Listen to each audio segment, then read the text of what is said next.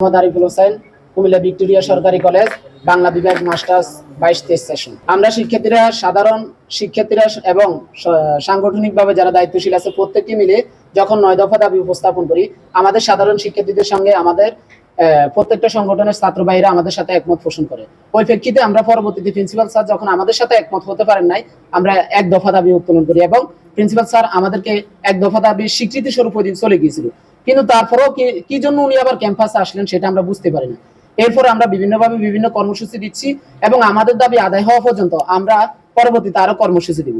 আমাদের আগামী কর্মসূচিগুলো হচ্ছে, আগামীকাল আমাদের ক্যাম্পাসে থাকবে একটি বিক্ষোভ মিছিল এবং গণস্বাক্ষর, যা ইতিমধ্যে আজকেও আমরা প্রায় 1000 স্টুডেন্টের গণস্বাক্ষর করেছি ওনার 1 দফা বা পদত্যাগের জন্য।